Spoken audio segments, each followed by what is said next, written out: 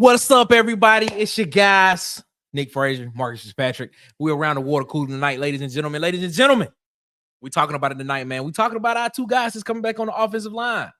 We're talking about Dillon Wade. We're talking about Jeremiah Wright. We're talking about why these guys are important or how important are they coming back to the Auburn Tigers, man. So, ladies and gentlemen, stick around. We'll be right back. Right after this, the Water Cooler Talk podcast is back. It's Monday. Let's go. Boys and girls of all ages, you're tuned into the Water Cooler Talk podcast, the biggest podcast in the world. Yeah.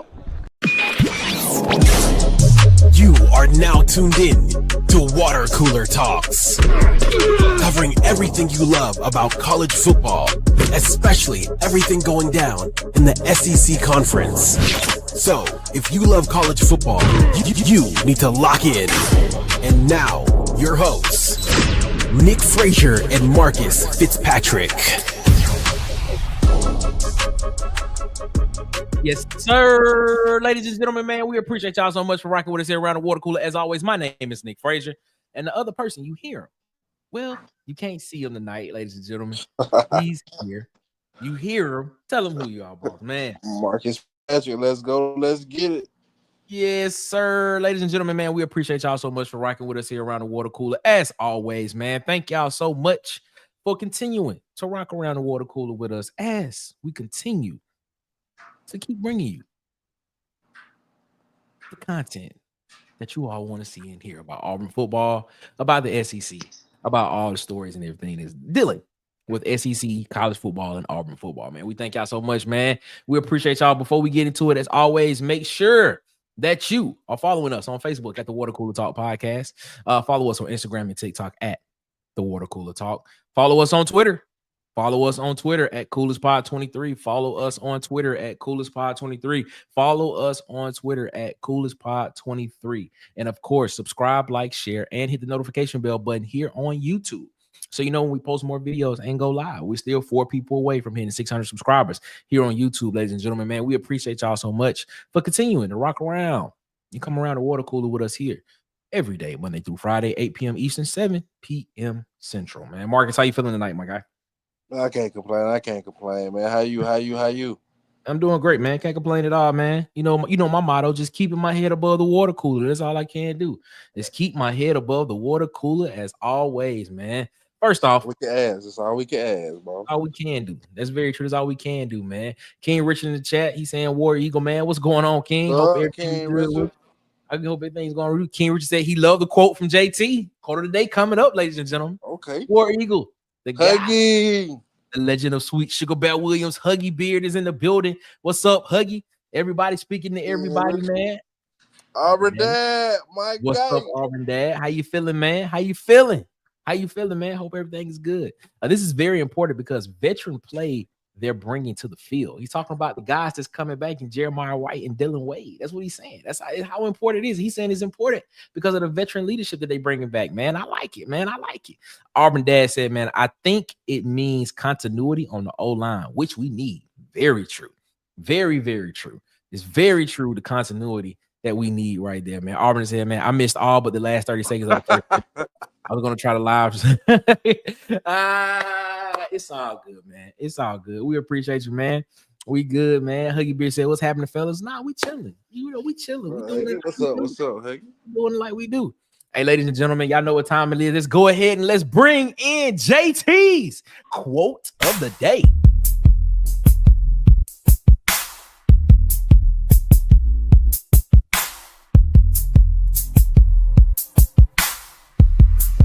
Yeah.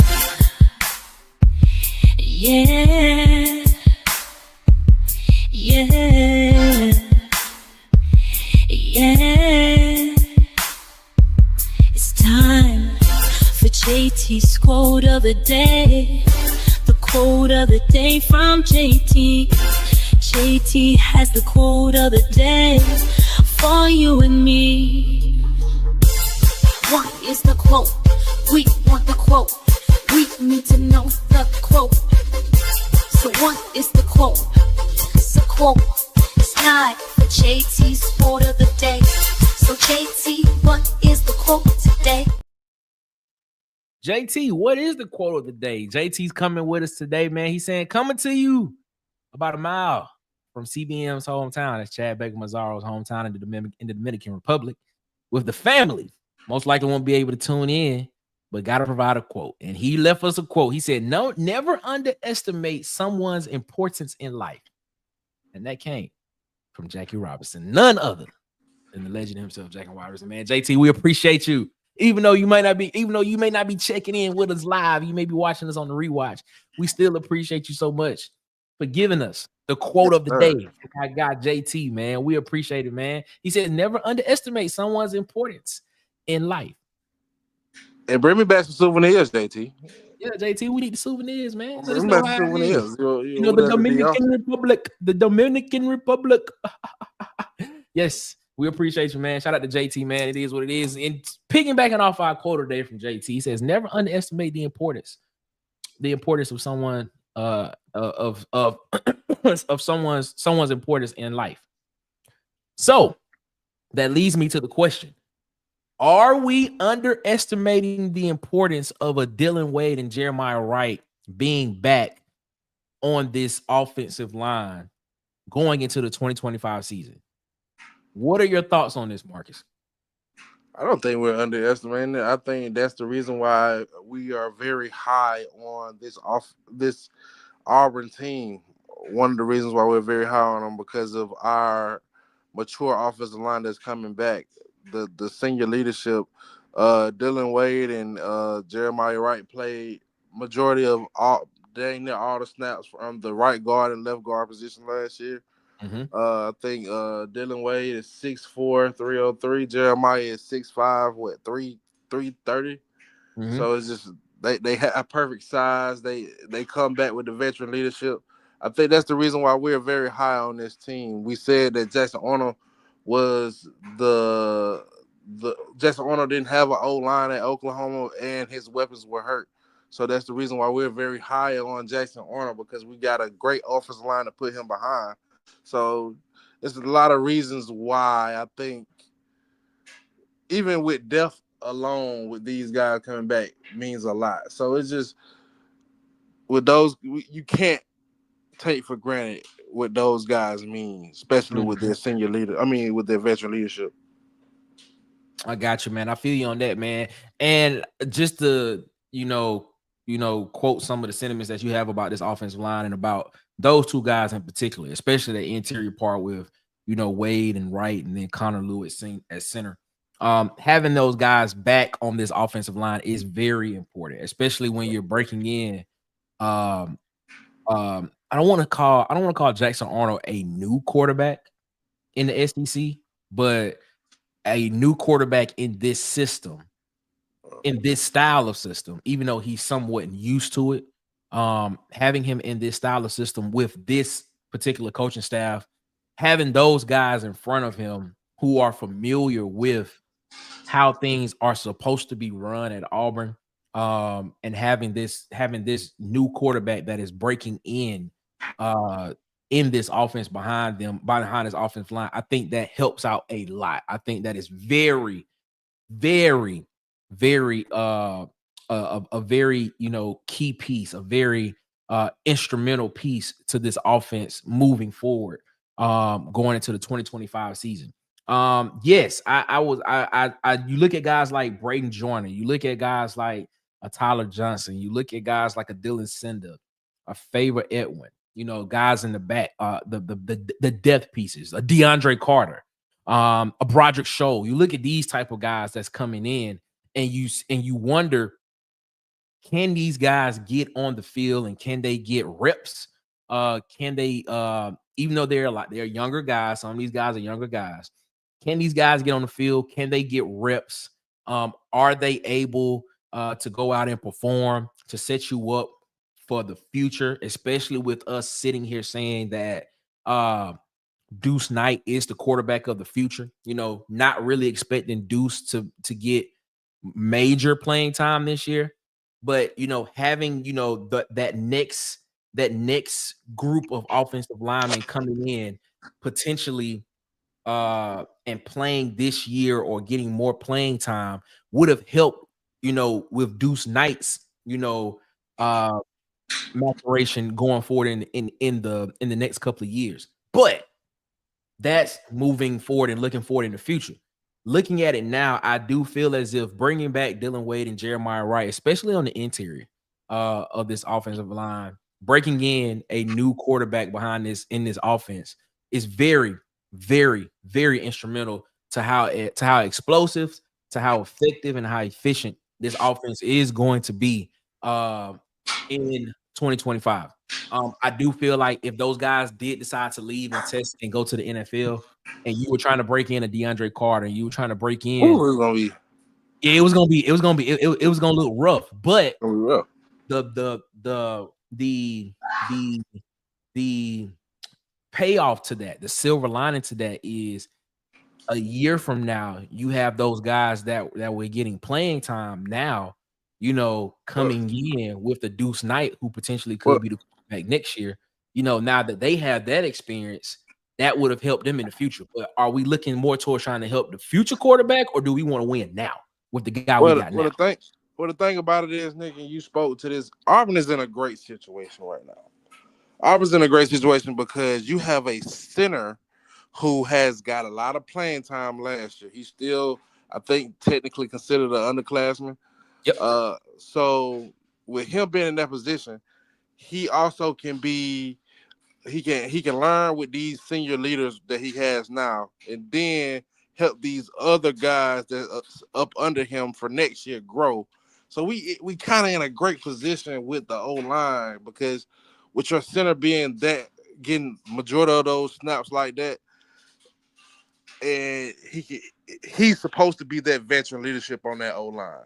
A lot of people are supposed to look to the center for guidance, and with Connor Lew being that guy, and with the seniors that are around him right now, the guys that can come up, he can teach those guys and be patient with those guys. So next year, I don't think the drop off with these guys leaving will be that bad with Connor Lew still at the helm going forward. Here's an interesting question about that, though. Connor Lew could leave after this year, because if I'm not mistaken, this is Connor Lew's junior year. He definitely can, and I thought about that when I was saying that. But how many times have you seen a center come out early? Like, the thing about O-linemen, they usually stay there and they sit there for the long haul just so they can get those, like you said last episode, that quality experience before going to the next level. That's interesting. But I will tell you this, though. If he comes out, if Connor Lew is projected, and I know we're not getting off the subject because we're still talking about the offensive line.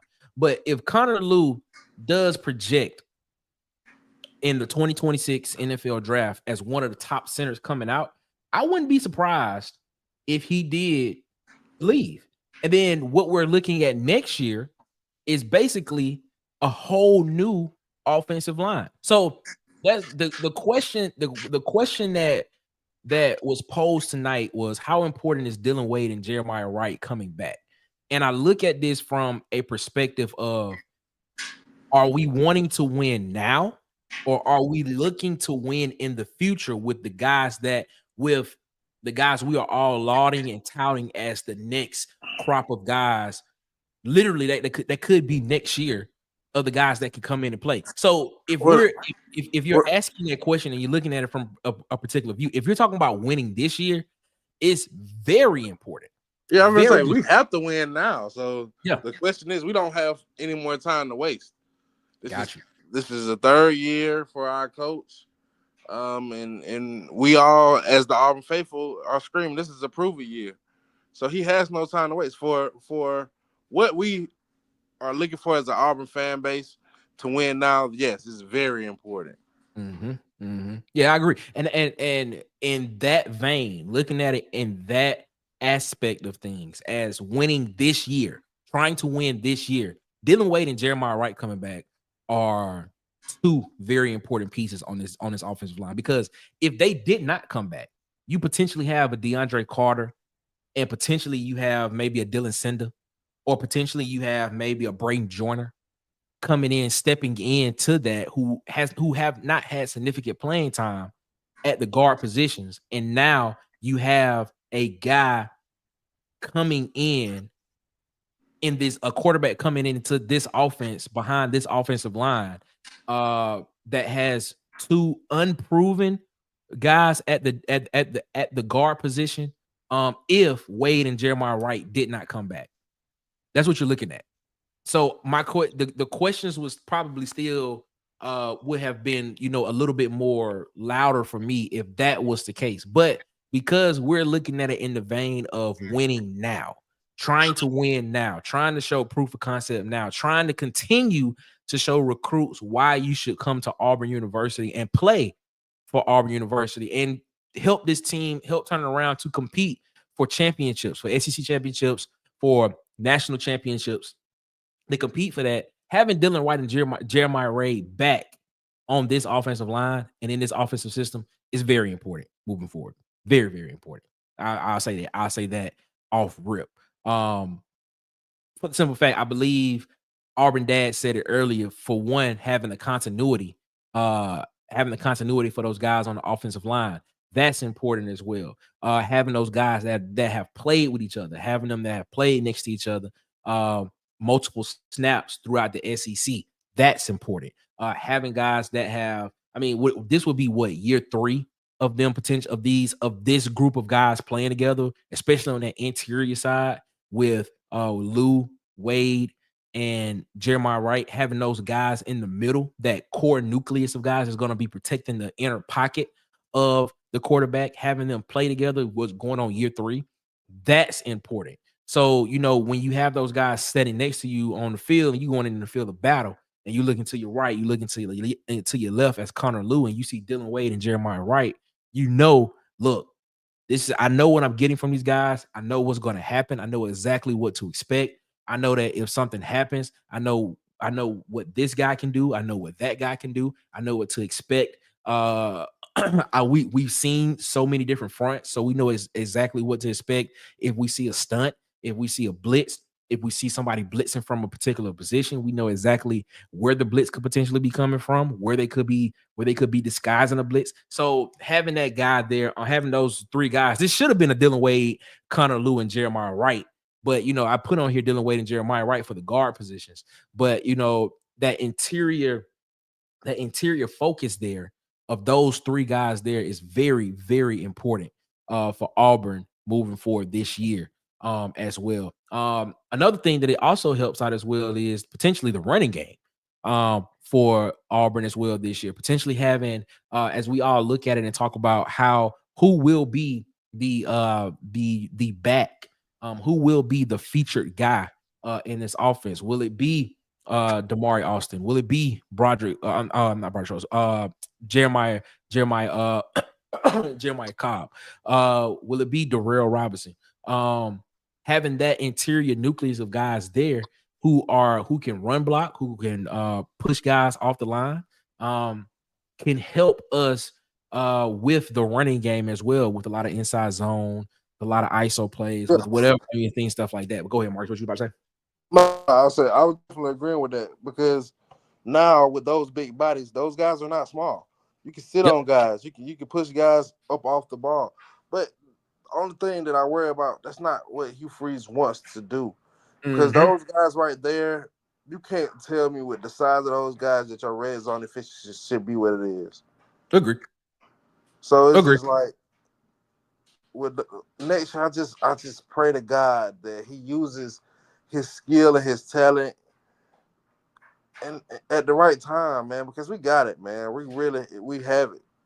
Every time I look at this roster, I get excited because I see the potential. So it's just going forward with those guys and with the interior being like that, our red zone efficiency should be better.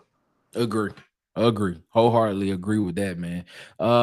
Ladies and gentlemen, man, we're gonna take a break right here in the show, man. We'll be right back after these messages from my guy, DJ. We're gonna hit halftime. Let's go. Get on out your seats. It's halftime.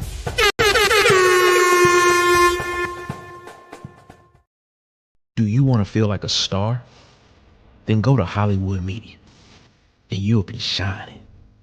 From sports interviews, athletic highlight tapes, athletic photography, Hollywood Media will make you the star of all stars.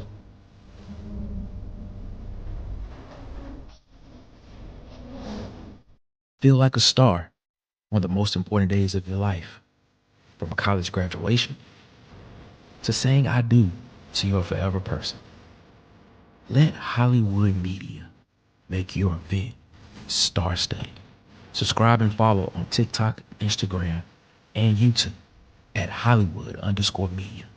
And follow on Facebook at Hollywood Media with 2 N's. Hollywood. Hey, yo, shout out to our guy DJ, man. They want support of the Water Cooler Talk podcast, as always, man.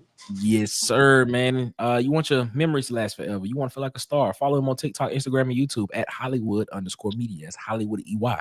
And then follow him on Facebook at Hollywood Media with 2 A's, man. We appreciate y'all so much for continuing to mess with the people that mess with the Water Cooler Talk podcast. We appreciate y'all, man. Thank y'all so much for continuing to rock with us here at Water Cooler Talk Sports. It is what it is. Thank y'all, man. All right, man. We back, man, around the water cooler, man. Take a look at some of the comments that came in while we were talking about this in the first half of the show. King Richard said, man, not underestimating anyone on that line. I'm hoping this line gels to the best, to be the best in school history. And we have some great ones in our past. I agree with you, King Richard. I mean the jail part of this offensive line that I'm thinking about when I talk about it is the interior part that I keep talking about, which I think is going to be the exact strength of this offensive line is Connor Lew, Jeremiah Wright, Dillon Wade. Now we're all saying this is barring injury. This is barring any type of injury that happens, and God forbid that happens. But if we can stay healthy throughout the season, with potentially having those 3 guys in the interior, having Xavier Chaplin at the left tackle, and Mason Murphy or Xavier Miller at the right tackle position. I tell you this much. This offensive line should potentially, I'm not even going to say potentially, this offensive line should be the best in the SEC at least. If not best, top 2. Yeah. Top 2. Should be top 2 in the SEC.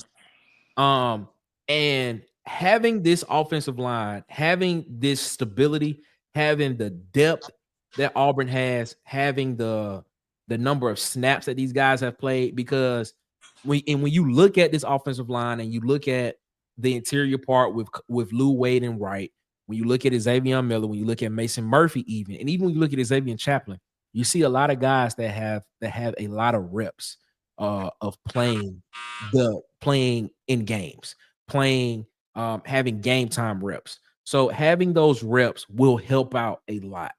And I'm a proponent of that. The more reps you get, they say practice makes perfect. Practice makes improvement. So the more reps that they get, the more that they can see themselves on film, the more that they can improve on what they're doing and how they will perform the next time. And the more you start seeing things to where a lot of teams almost kind of copy each other and kind of mimic what other teams do. So you start seeing this stuff, and the more it helps you to recognize and pinpoint things that potentially are coming just from having reps and just from seeing stuff from playing. What's your thoughts on that, Marcus? Yes. With those guys being seniors, I think and them playing majority of the snaps from last year. They said mostly they played all the snaps. They should be ready to see a lot of defensive schemes that they seen last year to combat a lot of offenses that they threw out.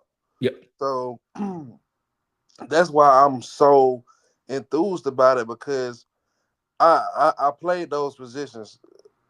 So I know going into the game, especially at you being in the mentality of a Connor Lew, being able to look to your right and your left, going into a game with guys who you've been in the trenches with, it gives you that lax feeling. It helps you play better because you're not stressing about this guy knowing his assignment, this guy picking up the blitz, this guy knowing his read, or if we have to do a check down or a check out of a protection, I know this guy knows his keys. So it's just it gives you that relaxed feeling as a veteran leader on the team just to know you got guys who've been in the trenches with you. My worry for this O-line is the new guys on the outside. If those guys can hold up, it's crazy what I feel like this O-line can do. Like you said, bar none, even with the new guys on the outside, I still feel like this O-line alone should be top 3 in the SEC next year. I feel you on that. King Rich come back and say, man, I have noticed I keep saying that this position and that position could be the best in school history. Maybe I'll just say maybe / hoping this team could be the best in school history. When you look at the sum of all parts, that is, yes, it should be this team should be the best in school history. When you look at the wide receiving room, when you look at the offensive line, when you look at the quarterback room, the running back room by committee, when you look at the secondary, when you look at the talent on the D line, even though they don't have a lot of reps, when you look at this linebacker, you have a lot of talent, but you don't have a lot of depth. When you look at this team as a whole, you sit here and say there's a lot to be excited for about this team and the potential moving forward in the years to come. I'm like you, King Richard. I agree. You keep saying this position group, that position group could be the best in school history. That means that the sum of all these parts should mean that this team should be one of the best in Auburn history. So the only question mark is coaching. That's it. And right when you said that, his next comment after that was, if the coaches do what is needed. The only question mark is coaching, bro. And it's scary to the point like, Hugh Freeze, if you can't win with this, what can you win with? Because that's what people, that's as Auburn fans, that's what we're gonna be asking. Because right now we're feeling like top to bottom, depth and all, this has been one of the most talented rosters Auburn has seen in a minute. Yep. And we know where Auburn gets talent on their team, we at least fighting 9-10 wins. So if you can't get us back into that, it's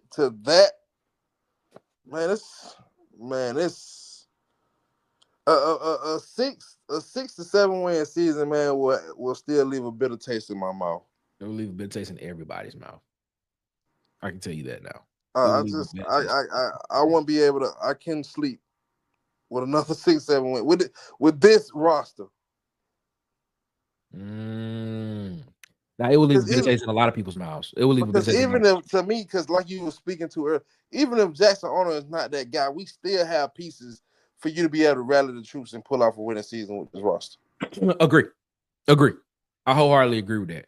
Robert Smith comes in and said, man, Auburn has no more excuses. That's facts. That is very facts. And Robert. Said, facts, Robert. I agree.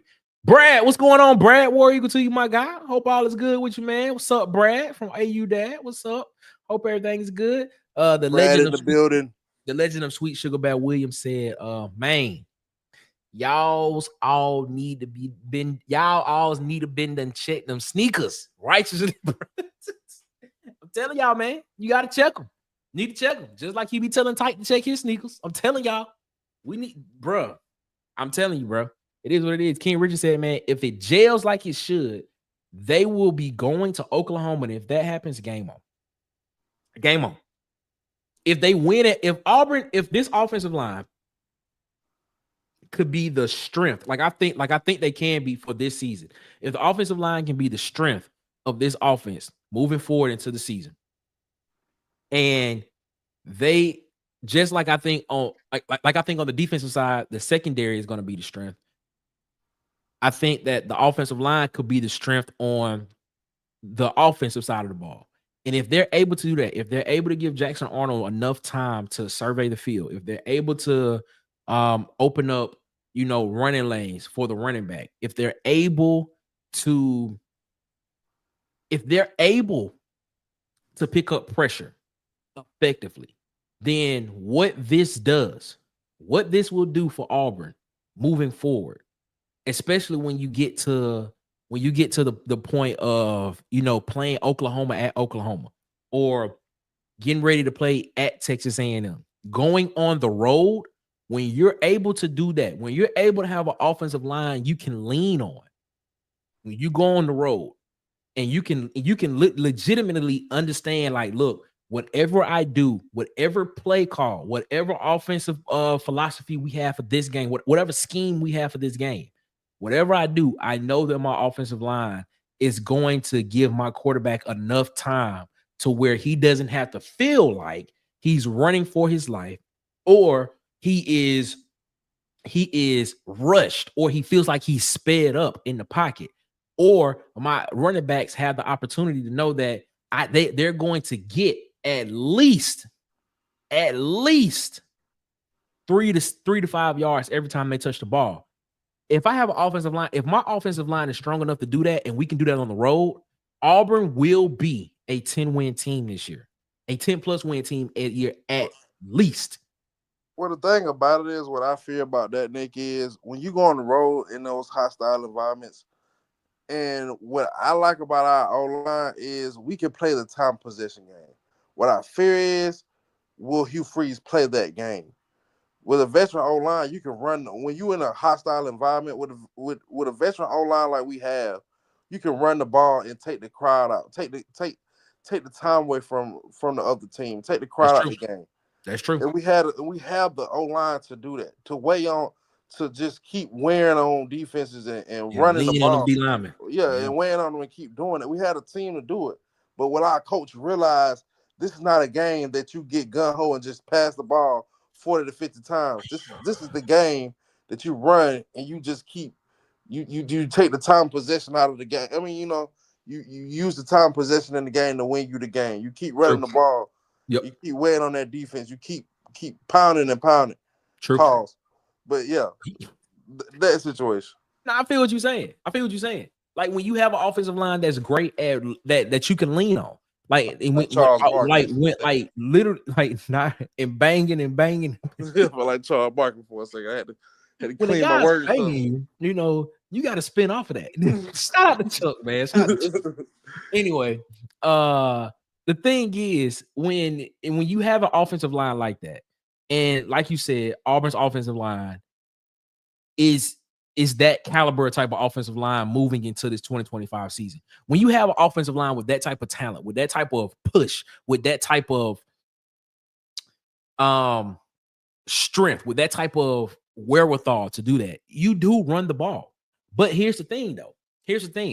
We always talk about coaching. Will the coaching do that? Will coaching set up to do that? I honestly believe this team is set up the way that Coach Hugh Freeze wants it to look like, which is what he wants to do, is throw the ball. So this is where and he has the athletes on the edges that, especially with a Eric Singleton and especially with a Horatio Fields and a Cam Coleman coming into his own, he actually has the people that he's been talking about that he needs in order for them to be able to execute what he wants to do on this offense. He's been saying it for the longest. I need people that catch the ball. I need a quarterback that won't throw the ball to the other team. I need this, I need that. The one thing you never really have heard him say about is the offensive line. Now, you've heard him talk about, we need to get better in the trenches. We need to get better, more physical in the trenches. If you heard him, I've heard him say that a couple of times. But majority of the time, it's always about, I need a guy that's not going to throw the ball to the other team. I need guys that's going to catch the football. That's what I need. I need playmakers. I need talent. That's what I've been saying. So basically, he's went out and accumulated all this talent. And now I honestly feel like, even with the offensive line, even with the strength of the offensive line being the strength of this team, them being able to run block really well, will they be able to pass block pretty well in order to give Jackson Arnold enough time to survey the field, to get the ball out to these playmakers? Will they be able to do that? I honestly feel like he set it up this time to where this is how he wants to react moving forward with this offense, and having them score how he wants to, score at will when they want to, being able to control the clock through the air, which is an interesting way of looking at this thing instead of controlling it on the ground. It's going to be interesting to see how this works this year, when these philosophies kind of clash with each other, because from the outside looking in, it looks as if this offensive line is built for a Jarquez Hunter type running back Facts. to be in this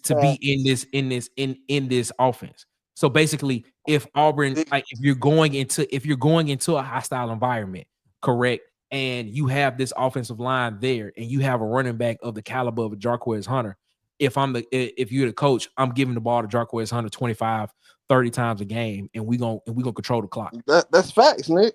But here's the thing, though. The head coach, that's not what he want to do. You know what I'm saying? The head coach feels as if he can control this through the air with the talent that he has on the edge. Nick, if he doesn't play in the flow of the game, he's gonna lose games that he's supposed to win. And that's what scares me, because if you are determined to do something, even if it works or don't work, that's insanity to me. But that's not a recipe for winning. I agree with you. Now I agree with you wholeheartedly. But when I just look at what that being said, nigga, I gotta get back to work. I gotta go. All right, then, boss man, go ahead and check out, man. Everybody, man. Shout out to Marcus, man. Marcus had this. He came in for a little bit, and he'll be back with us tomorrow, hopefully, man. But we appreciate him so much for rocking with us around the water cooler as always. But man, let's go ahead and get back to the comments, man. Tez, what's going on, Tez? He said, "War Damn Eagle fellas, what's going on, Tez? Hope you feeling good, man." Huggy Beard, he said, "Man, coaching be damn, bro. The greatest AU team ever. They ain't played a game yet, but the AU GOATs, the legend of Sweet Sugar Bear Williams can't co-sign that, partner." Woo! So Huggy is on the film of the greatest Auburn team hasn't even touched the field yet. So we looking at potentially the greatest Auburn team. Could there be a team that always up the next team that we see that could have been the greatest team at that time? So I feel you on that. But the legends, yeah, I mean, they got to get on the field and play first to see what they can do there before we call them legends, man. Tez in the building. Yes, sir. Shout out to Tez. Hey, you Tez, what's good? What's good? They want to know how space is, Tez. How is space?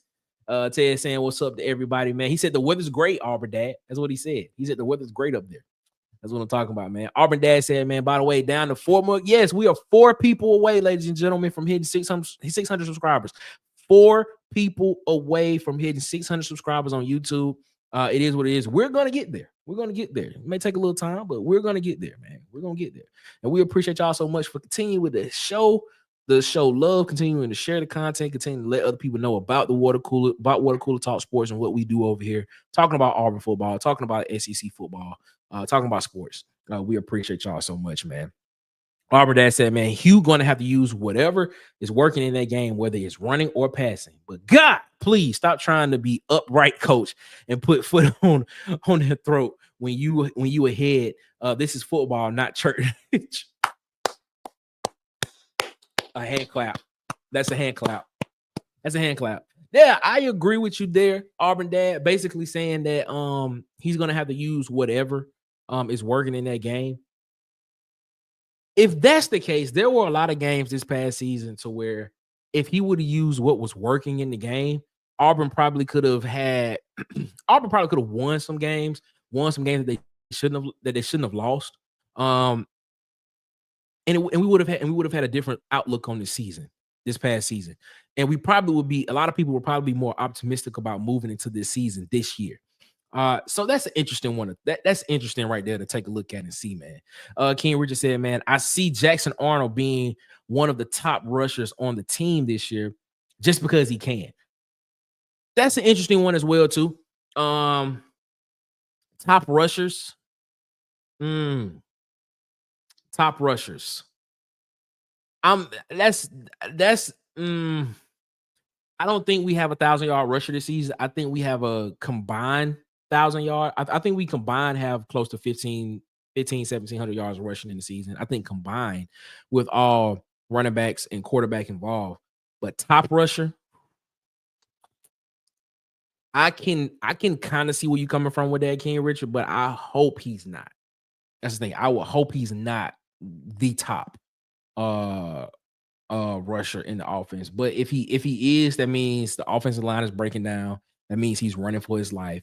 That means wide receivers aren't getting open because now he's scrambling to get yards to make plays. I hope that's not the case. And if he is running, it is design quarterback runs. If the O-line plays up to his experience, it's bombs away for you. I agree. If they play up to the experience of what this offensive line is supposed to do this season, like we've been talking earlier with Wade and Wright at left and right guard, with Connor Lew in the middle, Chaplin at the left tackle, which is probably one of the I don't know if we would call Chaplin in the middle. Not Chaplin, excuse me, Chaplin at left tackle. I want to know y'all thoughts on this. Would you all say that Chaplin at left tackle is probably the biggest and most important piece to this offensive line? Would you all say that? I really want to get y'all thoughts on that. Would y'all say that Chaplin at left tackle is probably the biggest piece on this offensive line, protecting the blind side of the quarterback? Would y'all think? What do y'all think about that statement? I think he potentially is probably the biggest piece. I think bringing Wade and Wright back in the middle solidifies that for a new quarterback into a new system at a new team. But having Chaplin at the left tackle position, in my opinion, is the biggest piece for Auburn moving forward into this year. In my estimation. Steve Spurrier always said, "It's not my job to stop the score. It's their job to stop us." Very true. Very true. I like that.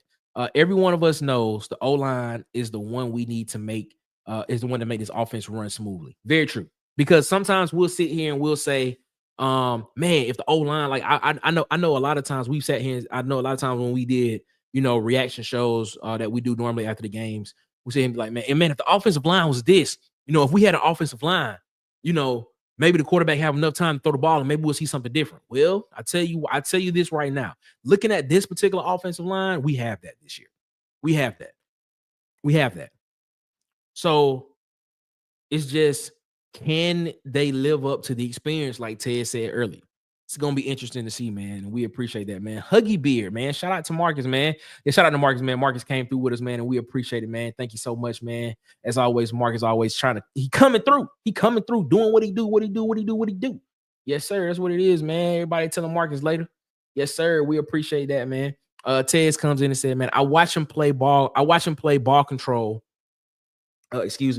When he didn't think he could pass, but not when he needs to seal the game. It's weird. Yes, that's what I'm saying. Like, you the Kentucky game is the biggest, is the game to me that I always looked at and was like, what would have been different if Brock Vandagriff was more on point in that Kentucky game against Auburn in 2020 last year? If he was more accurate, would Jarquez Hunter have ran for 278 yards rushing in the game? Would he have had that big second half that he had? Because it still feels like to me that whatever it is, Hugh Freeze still wants to throw this ball, man. Hugh Freeze still wants to air this thing around the football field and see how many yards he can gain, how many yards he's able to accumulate on the football field and try to score before getting into the red zone. Yeah, that's a weird one to me as well, too. Didn't think but when he needs to the game, he doesn't want to run the ball or he doesn't want to play ball control. I agree with that. I don't know, man. I'm just hoping the conversations that we're having this offseason, the fact that it always comes back to coaching. It always comes back to situational game management. It always comes back to what is the coaching going to look like this year? We talk about Dillon Wade. We talk about Jeremiah Wright. We talk about Connor Lew. We talk about Xavier Chaplin. We talk about Mason Murphy and Xavier Miller. Who's going to be the right tackle? But the question always comes down to, yes, we have the talent here. We have the guys that can do it. But it always comes down to what is going to be the situational decisions made at that time. It always comes down to that. And hopefully there's a different thing that we see this year from that. Hopefully there's something different from that we see this year as well. Shout out to our guy Dillon. What's up, Dillon? How you doing, man? What up? War Eagle, man. War Eagle to you, my guy, man. Hope you feeling well out there, my guy. Appreciate you around the water cooler with us, man. Auburn Dad said, "Yep, Chaplain is very important for us going forward." I agree. I think Chaplain is probably the most important piece on this Auburn offensive line moving forward. For the simple fact that we saw the left tackle play last year, and you have a guy that's coming in this year that has only allowed 6 sacks, if I'm not mistaken, in 2 seasons. Tell you. I think that's a big piece, man. I agree. Chaplain is the key to the puzzle. Yes, he is. King Richard comes back and says, man, and another thing is, can this O-line play up to the hype?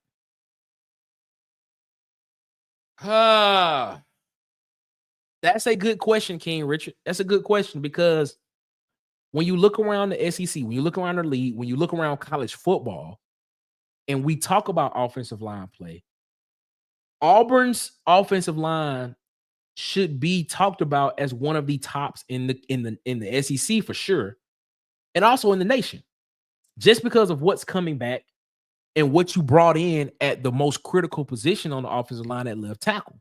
When you look at the stats that he provided, that he's accumulated over the last 2 years at Virginia Tech with Xavier Chaplain, and you see that coming into this offense with Wright, Lou, and Wade in the interior, and then Xavier Miller, who's coming back, but more likely will be competing for that right tackle spot with Mason Murphy. When you look at this, you sit here and say, this should be one of the top offensive lines, not just in the SEC, but the country. That's what we're looking at. These guys should be that good. So it'll be interesting to see. Can they live up to the hype? That's the question. And the only way we'll find out is when we get to see them play on the field. That's the only way we'll find out, because we've never had a position group at Auburn have hype like this going into a season in recent memory. I can't think of one that we've had. I can't think of in recent memory. When I say recent, I mean within the past 7 years. Within the past 7 to 10 years, we haven't had much. Well, maybe coming off the 2013 season after the national championship, there was hype there, especially with Nick Marshall at quarterback and things and stuff like that, and looking at what that offensive line was looking like in particular. But since then, we've never really had much hype coming back for a position that had it, and they lived up to it, well. So hopefully this offensive line can do that. Hopefully the hype that a lot of people are seeing with them, hopefully they are able to live up to that and be able to, rise to the occasion. It is what it is, man. So we're gonna see what's happening. We're gonna see what's happening there, man. King Richard, man, he said, and it always comes back to coaching. It's not a good thing whatsoever. That's the question. It always like every conversation that we have had this offseason, we have talked about offensive line. We have talked about defense. I mean, when we talk about the defensive side of the ball, it really doesn't come back to coaching. It really comes back to youth. When we talk about the defensive side of the ball, a lot of it comes back to just youth and just guys getting enough reps, because what we know is that on the defensive side of the ball, when it comes to the defensive coaches with Coach Durkin, McGriff, Vontrell King Williams, rushing, Rob Bellantoni, these guys, they are locked in. They have a system on the defensive side of the ball, and you see the progression happening there. When it gets to the offensive side of the ball, it always comes back to coaching. It's never an issue about talent. It's never an issue about, can this particular guy or this particular group live up to the expectations that's been set by that the fan base has, that media has put on them, that they've more than likely put on themselves. It's never been a question about that. It's always come back to situational game planning, situational play calling, game management, and coaching decisions. It always comes back to that on the offensive side of the ball. That's what it is. And it's not a good thing. Shout out to King Richard for that, man. Shout out to King Richard for that. Huggy Beard, man, he said everybody with experience is important. Righteously, bro. Agree. Everybody with experience is important. For the simple fact, like I always say, reps happen. Reps matter. So I don't disagree with that statement at all. Everybody that has experience on this team is very important. It is very important for the experience that they have on this team. Very important. Hopefully this experience can be passed on to the next guys coming in. Hopefully this experience is something that will help Auburn win when games are close this year. Hopefully that experience, coupled with better situational game planning, better situational play calling, will help Auburn get Auburn over the hump and have us looking at this game as a W instead of a close loss. That's just what I'm saying, man.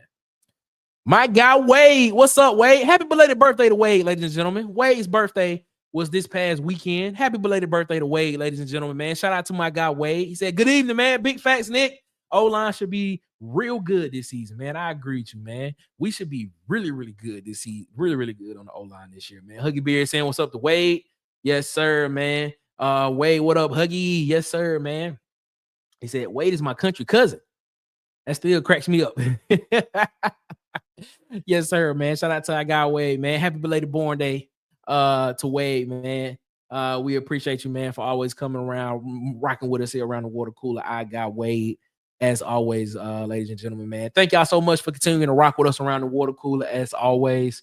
I know talking about offensive line is not a sexy subject, but if you have not known so far, if you've been around the water cooler plenty of times here with us, I enjoy talking football, and I enjoy talking about the trenches. We enjoy talking about the lines of scrimmage. We enjoy talking about all the things that actually help the football team win, whether it's scheme, whether it's certain positions, whether it's certain position groups. We enjoy talking about that here, and of course, we want to talk about what you all want to talk about as well too. But we're just trying to have a more engaged fan of the game. And what we can do is we want to at least try to teach as much as we know about the game as well.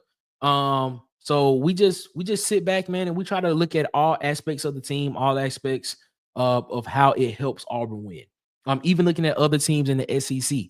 That's why we also talk SEC football here as well. We look at other teams and see how well they are and how they compare to Auburn football as well. So, that's what we do here, man. We try to be a more engaged fan and try to understand the game a lot more and try to understand what needs to be done and what can be done better to help be a better, more well-rounded team as well, man. But we appreciate y'all so much for continuing to rock with us around the water cooler, man. Happy B-Day, cuz. Yes, sir. Everybody telling Wade happy born day, man. He's saying thank you to everybody, man. We appreciate that, man. King Richard said, man, the great thing there is experience all over the fields. All over the field. Some not as much as others. Very true. I like that, man. I like that. Thanks, AU Dad. But it is experience. Very true. It is experience, man. Huggy gonna be with y'all for one more square. Then it's bedtime. Yeah, we about to get up out of here too, man. Huggy, man. We try to keep y'all here. We try to keep it here.